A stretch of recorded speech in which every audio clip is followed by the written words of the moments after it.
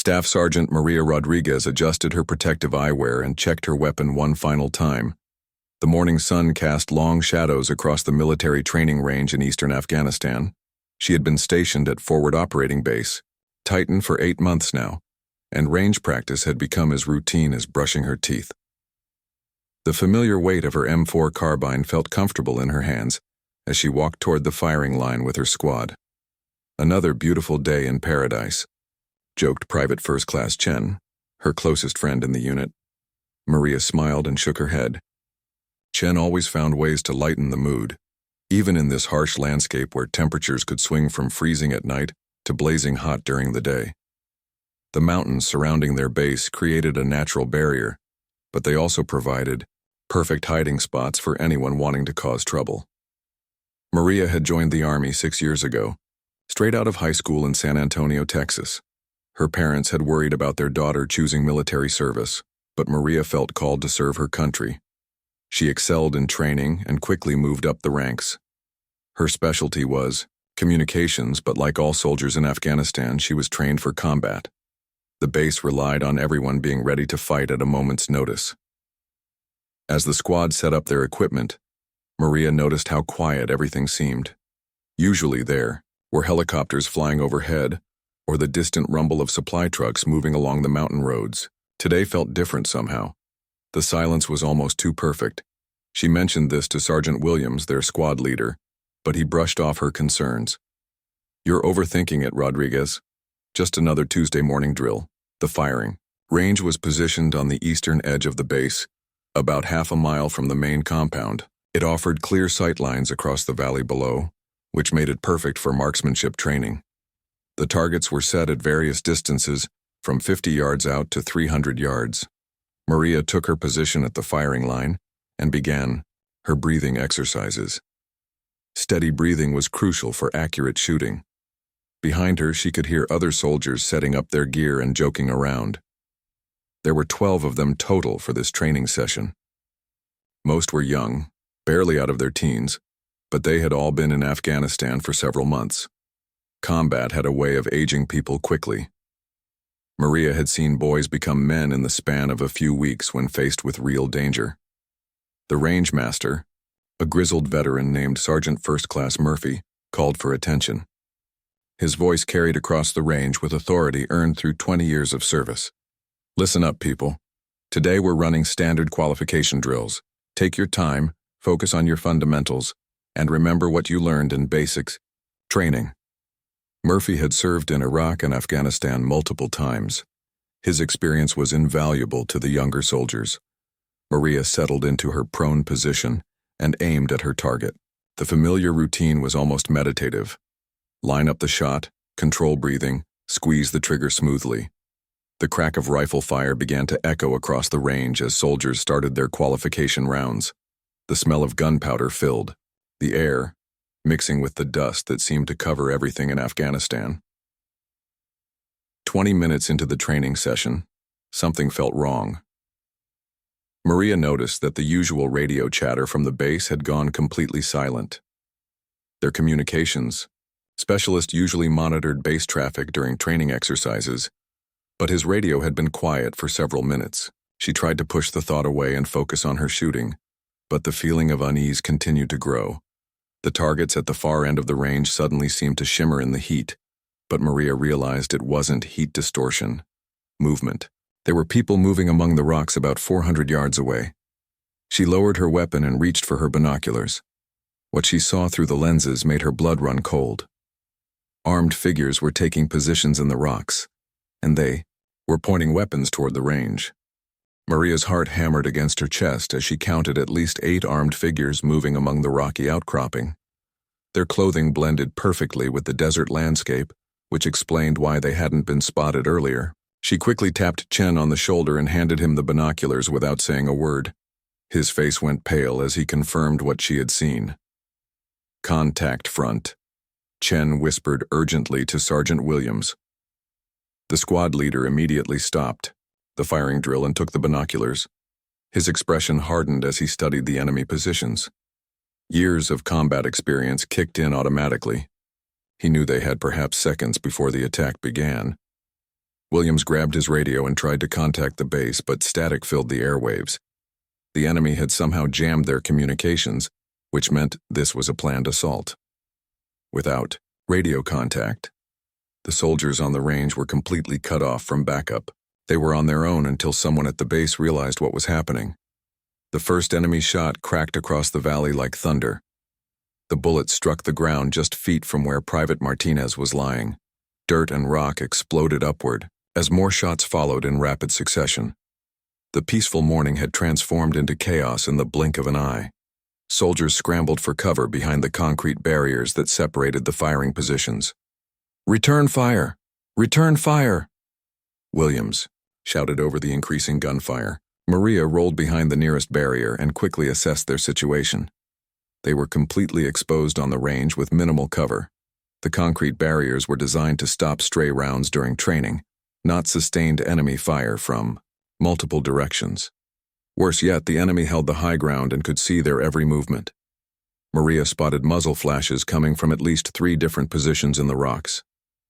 The attackers had spread out in a classic ambush formation, creating overlapping fields of fire that made movement extremely dangerous. She aimed at the nearest muzzle flash and squeezed off 3 quick rounds. Whether she hit anything was impossible to tell from this distance. Chen crawled over to her position, keeping his head low as bullets whistled overhead. "What's the plan, Maria? We can't stay here forever."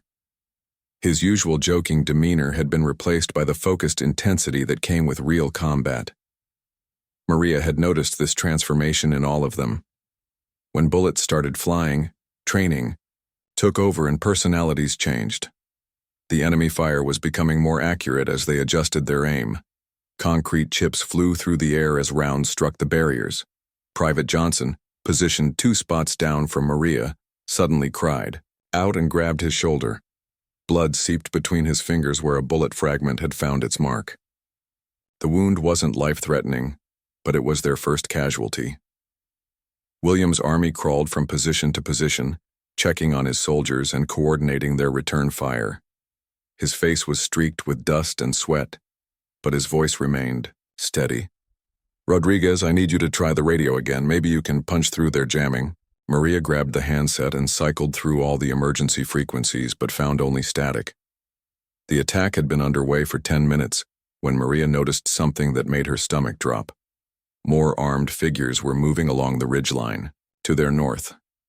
The original group had been a distraction while additional attackers moved into flanking positions.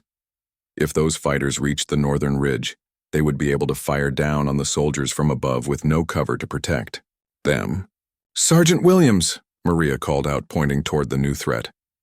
Williams followed her gaze and immediately understood the danger. They had perhaps 5 minutes before the flanking force reached their firing positions. Once that happened, the 12 soldiers on the range would be caught in a devastating crossfire with nowhere to run. Williams made a decision that would change everything. "Rodriguez, Chen, Martinez, you 3 are our best shooters. I need you to suppress that flanking force while the rest of us try to fall back to those rocks." He pointed to a cluster of boulders about 50 yards behind their current position. It wasn't much cover, but it was better than staying exposed on the range. Maria understood what he was asking. 3 soldiers would have to stay behind and face overwhelming odds to give the others a chance to retreat. It was essentially a suicide mission, but without it, all 12 of them would likely die. She looked at Chen and Martinez, seeing her own fear reflected in their eyes, but also seeing their determination. They were soldiers, and soldiers protected each other. Maria nodded grimly at Williams and checked her ammunition. She had 4 magazines left, plus the one in her weapon. Chen and Martinez did the same, their faces set with determination despite the impossible odds. The 3 of them would have to hold off at least 15 enemy fighters while their squad mates retreated to better positions. "On my mark," Williams said quietly. The rest of the squad prepared to move, gathering the wounded Johnson and getting ready to sprint across 50 yards of open ground. Maria took aim at the northernmost group of attackers who were still climbing toward their flanking position. Every shot had to count now. "Go!" Williams shouted, and chaos erupted across the range. Maria, Chen, and Martinez opened fire with everything they had, sending a wall of bullets toward both enemy positions. The retreating soldiers ran in a zigzag pattern, using every bit of cover they could find. Bullets cracked past them like angry wasps, but somehow they all made it to the rocks without taking any more casualties. The enemy responded to the covering fire with increased aggression. Maria felt the concrete barrier next to her head explode as a sniper's bullet found its mark. Sharp fragments cut her cheek, but she ignored the pain and kept firing. The flanking force had been forced to take cover, buying precious time for her squad mates. Chen suddenly gasped and rolled away from his firing position. Blood spread across his uniform from a wound in his side. "I'm okay," he said through gritted teeth, but Maria could see he was hurt badly. Martinez crawled over and quickly applied pressure to the wound while Maria continued firing at both enemy positions single-handedly. The situation was deteriorating rapidly. Maria's ammunition was running low, Chen was bleeding, and Martinez was trapped trying to treat his friend's wound. The enemy fire was intensifying as more fighters joined the attack. She could see muzzle flashes from at least 6 different positions now, all focused on their small section of the range. Williams's voice suddenly crackled through the radio static. "Rodriguez, we've reached the rocks and set up defensive positions. Can you make it back here?" Maria looked at the 50 yards of open ground between their position and safety. With Chen wounded, there was no way they could all make that run successfully. "Negative," Maria replied. "Chen's hit bad. We need medical support." The radio fell silent for a moment before Williams responded. "Medic is on the way. Hold your position and keep those flankers pinned down." Maria knew that was easier said than done with their dwindling ammunition and Chen growing weaker by the minute. Martinez had managed to slow Chen's bleeding, but the young soldier was going into shock. His face was pale and his hands were shaking uncontrollably. Maria made a decision that went against everything she had been taught about staying together. "Martinez, you need to get Chen back to the squad. I'll cover you both." "I'm not leaving. You here alone?" Martinez protested, but Maria was already moving to a new firing position. "That's an order, Private. Get him out of here now." Her voice carried the authority of her rank, and Martinez reluctantly helped Chen to his feet. They would have to cross that deadly open ground with only Maria's covering fire for protection. Maria opened fire with controlled aimed shots at every muzzle flash she could see. Her rifle grew hot in her hands as she emptied magazine after magazine. The enemy responded by concentrating their fire on her position, which was exactly what she wanted. As long as they were shooting at her, Martinez and Chen had a better chance of reaching safety. Halfway across the open ground, Chen stumbled and nearly fell. Martinez caught him and half-carried, half-dragged his wounded friend toward the rocks. Enemy bullets kicked up dirt all around them, but Maria's suppressing fire was forcing the attackers to keep their heads down. She watched through her scope as the 2 soldiers finally reached the safety of the boulder pile. Now she was completely alone on the range, facing at least 15 enemy fighters with less than 1 magazine of ammunition remaining. The concrete barrier that had been her protection was now more holes than concrete, offering minimal cover. The enemy fire slackened momentarily as the fighters realized they had isolated 1 soldier and began to maneuver for better positions. Maria used the brief lull to assess her situation honestly. She could surrender, but experience had taught every soldier in Afghanistan that capture often meant torture and death. She could try to run for the rocks, but without covering fire, she would be cut down before she made it 20 yards. Or she could stay and fight using her remaining ammunition to hold off the enemy as long as possible. The choice was really no choice at all. Maria was a soldier, and soldiers didn't abandon their posts. She chambered a fresh round and settled into a better firing position. If this was going to be her last stand, she would make it count. The enemy was about to learn what one determined American soldier could accomplish when backed into a corner. Maria counted her remaining rounds carefully. 18 bullets stood between her and capture or death. Each shot would have to be perfect. She steadied her breathing and waited for the enemy to make their next move. The silence stretched across the valley like a held breath, broken only by the distant sound of helicopters somewhere far away. The first attacker appeared on her left flank, thinking he could use the damaged concrete barriers for cover while approaching her position. Maria had been watching that exact spot through her rifle scope. Her shot took him down before he realized he had been seen. 17 rounds left. 2 more fighters tried to advance from different directions simultaneously, hoping to divide her attention. Maria pivoted smoothly between targets, using the marksmanship skills that had made her one of the best shooters in her unit. Both men fell within seconds of each other. The remaining attackers quickly realized they were facing a sniper-quality shooter and became more cautious. William's voice crackled through the radio again. "Rodriguez, air support is inbound. ETA 15 minutes. Can you hold that long?" Maria almost laughed despite her desperate situation. 15 minutes might as well be 15 hours given her ammunition situation. "I'll do my best," she replied, trying to keep the doubt out of her voice. The enemy changed tactics, using suppressing fire to keep Maria pinned down, while other fighters moved closer. Bullets shredded what remained of her concrete barrier, forcing her to stay low and limiting her ability to return accurate fire. She could hear boots on gravel as attackers used the covering fire to advance from multiple directions. Maria made another tactical decision that surprised everyone, including herself.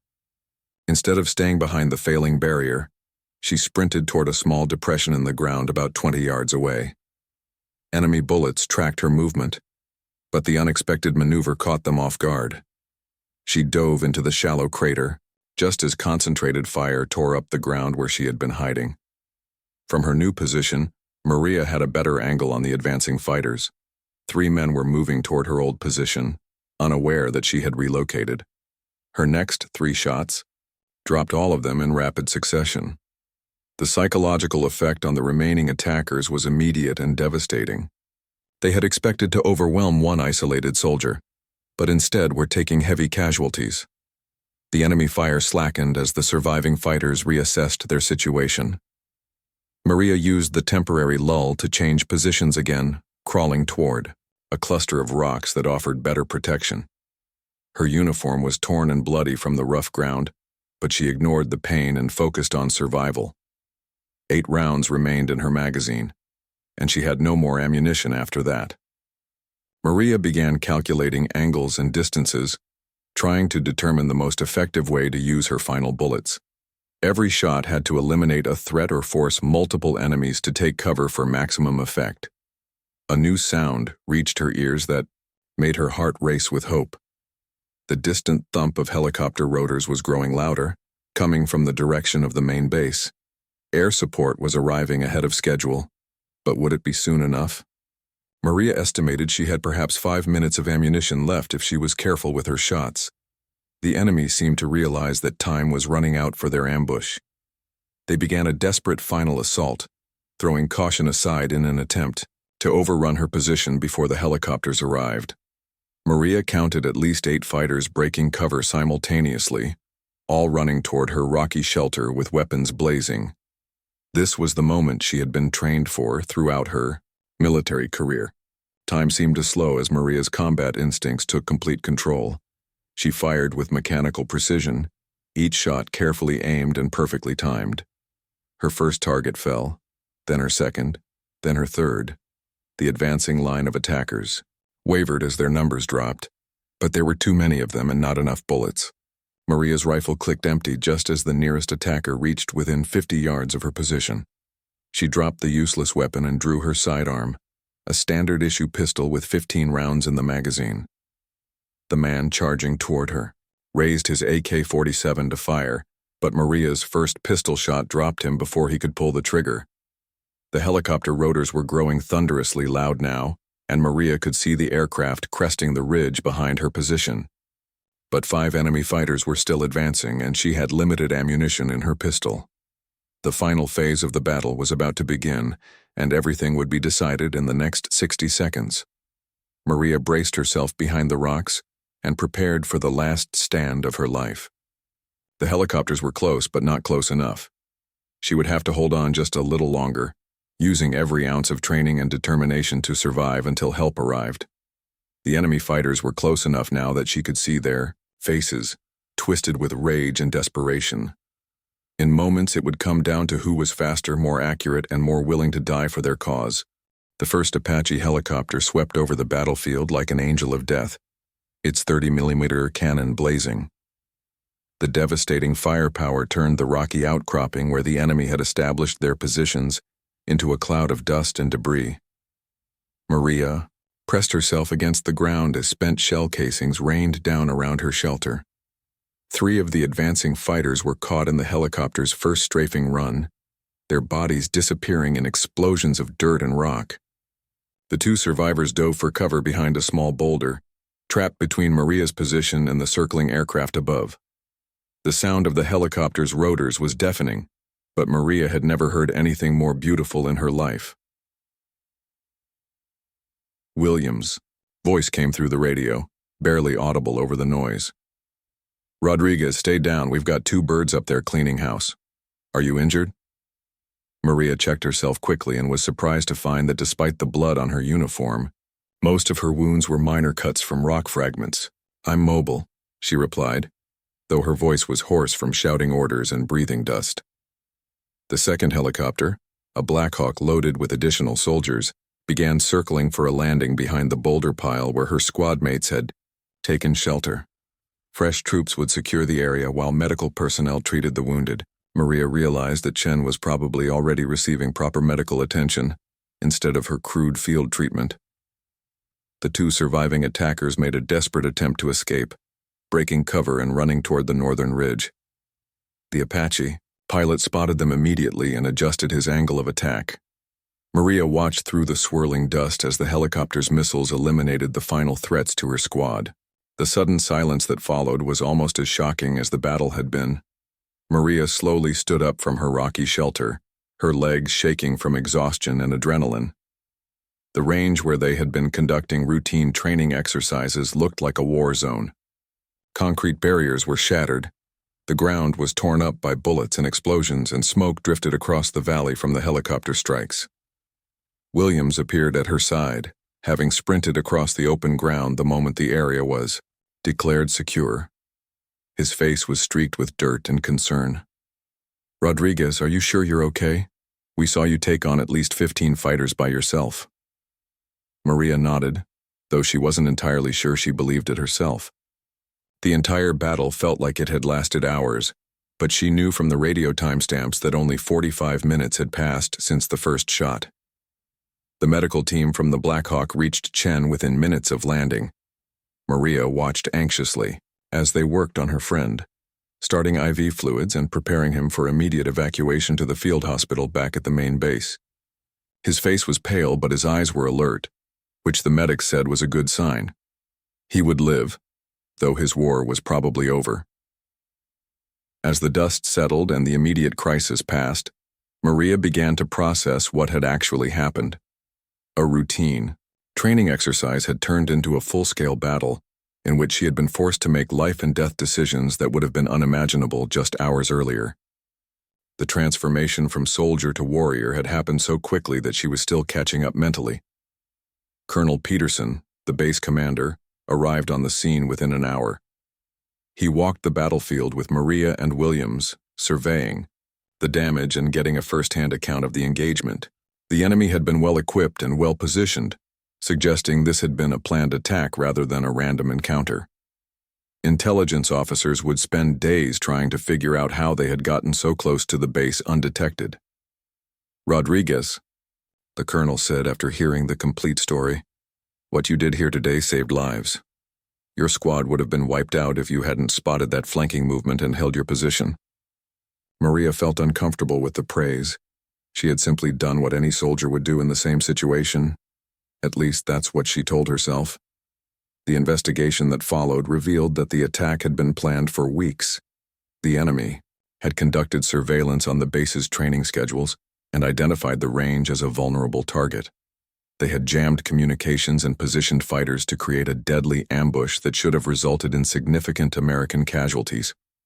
Instead, Maria's quick thinking and accurate shooting had turned the tables completely.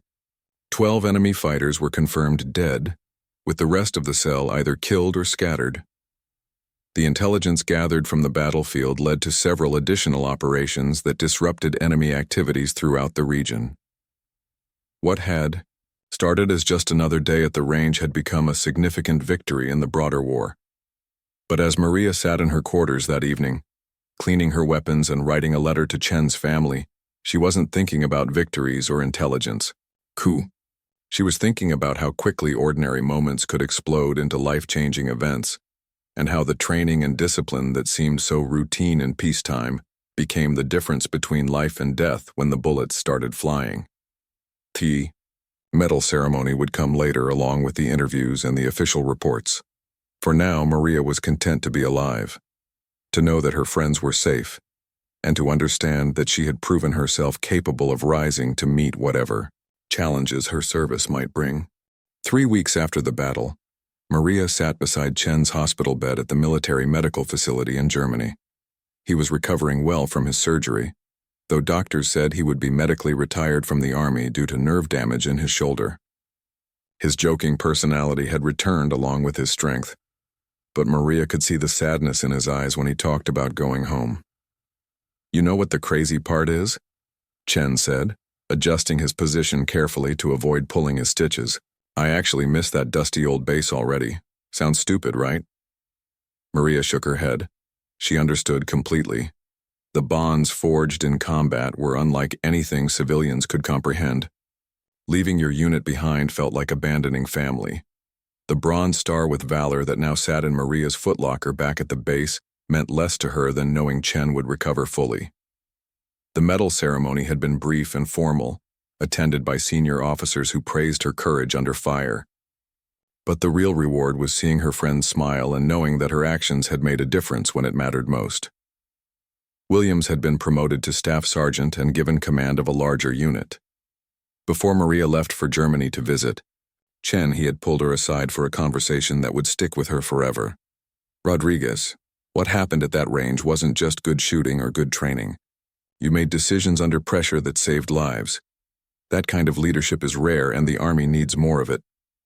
The attack had changed Maria in ways she was still discovering. Simple tasks like walking to the mess hall or conducting routine patrols now carried a heightened awareness she hadn't possessed before. Every shadow could conceal a threat. Every sound might signal danger. Some soldiers called it paranoia, but Maria knew it was actually a refined survival instinct that would serve her well in future deployments. The investigation had revealed that the enemy cell responsible for the attack had been planning similar assaults on other American positions throughout the region. Maria's successful defense had not only saved her own squad, but had also prevented what could have been a coordinated series of attacks. The intelligence gathered from captured equipment and enemy casualties had led to the disruption of an entire terrorist network. Letters had poured in from families of soldiers whose lives had been saved by the intelligence gathered from the battlefield. Parents, spouses, and children expressing gratitude for actions that had prevented their loved ones from walking into similar ambushes. Maria kept these letters in her personal gear, reading them whenever the stress of deployment became overwhelming. Chen's replacement in the squad was a young soldier from Ohio named Davis, who reminded Maria of herself when she first arrived in Afghanistan. Eager to prove himself but lacking the hard-earned wisdom that came from experiencing real combat, Maria had taken it upon herself to mentor the new arrival, sharing lessons learned from her own mistakes and experiences. The range, where the battle had taken place, was now permanently closed for training exercises. Engineers had determined that the enemy had probably spent weeks studying the location and mapping out their attack routes. A new training facility was being constructed deeper within the base perimeter, surrounded by additional security measures that would prevent similar incidents. On her last day in Germany before returning to Afghanistan, Maria and Chen took a walk through the hospital gardens. The peaceful setting seemed surreal after months of desert warfare, but it reminded them both of what they were fighting to protect. Children played on nearby playground equipment while their parents watched with the relaxed attention that was only possible in a truly safe environment. "Are you scared to go back?" Chen asked as they sat on a bench overlooking a small pond. Maria considered the question carefully. Fear was a natural response to danger, and anyone who claimed not to be afraid in a war zone was either lying or mentally unstable. "Yeah, I'm scared," she admitted. "But I'm more afraid of letting down the soldiers who depend on me." The flight back to Afghanistan gave Maria time to reflect on how much her perspective had changed. 6 months earlier, she had been focused on completing her deployment and returning home safely. Now she understood that her role extended far beyond personal survival. She was responsible for the lives of other soldiers, and that responsibility had transformed her from a good soldier into a leader. Williams met her at the airfield with news that their unit was being assigned to a forward operating base closer to the Pakistani border. The mission would be more dangerous but also more important to the overall war effort. As Maria climbed into the transport vehicle for the ride back to her temporary home, she realized that the quiet young woman from San Antonio who had arrived in Afghanistan months earlier no longer existed. In her place sat a combat-proven leader who understood that ordinary days could explode into extraordinary challenges without warning. The battle at the range had taught her that courage wasn't the absence of fear, but rather the willingness to act despite being afraid. Whether facing enemy fire or making difficult decisions that affected other people's lives, Maria now possessed the confidence that came from being tested under the most extreme circumstances possible. The war would continue, and there would certainly be more days when routine training exercises turned into life-or-death struggles. But Maria Rodriguez was no longer the same person who had woken up that morning expecting just another day at the range. She had become exactly the kind of soldier the Army needed, and exactly the kind of leader her fellow soldiers deserved.